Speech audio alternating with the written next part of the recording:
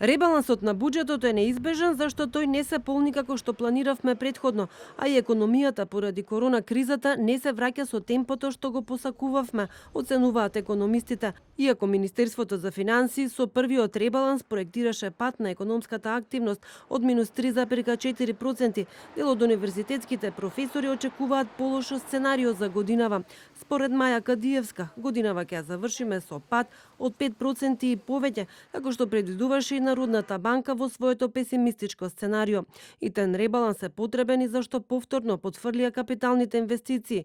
Треба да се најдат пари за четвртиот пакет мерки, а буџетот не се полни како што сме планирале. Заклучно со август, значи така пресметано, ние имаме 61% реализација на приходи од ребаланс.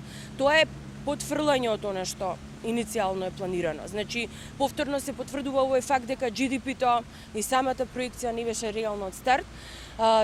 Така да сметам дека не е остварливо. Што би значило тоа у бројки? Да кажам, тоа значи дека во наредниве месеци од септември до декември, ако го земаме ребалансот, треба да оствариме 5% повисоки приходи од лани.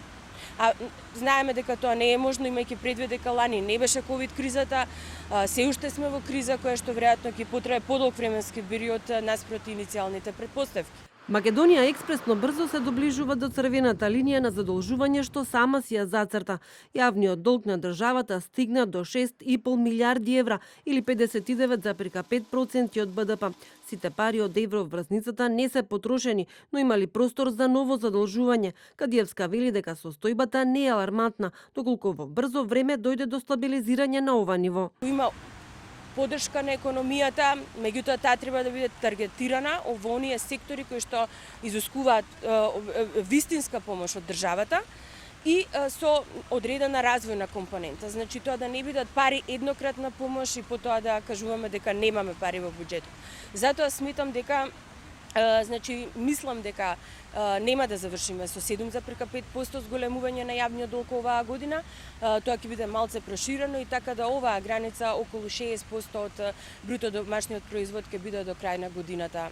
Вице-премиерот за економски прашања најави дека ребалансот ќе се прави откако ќе се дефинира четвртиот пакет антикризни мерки. За 10 дена би требало да има одлука кога би се случило ребалансот. Секако ние остануваме на тоа да, ако е возможно, да го направиме во рамките на задолжувањето кои што ги имавме, во рамки на средствата кои што ни се на располагање, тоа да го направиме. ММФ денеска предупреди дека се уште не се назира крајот на корона кризата.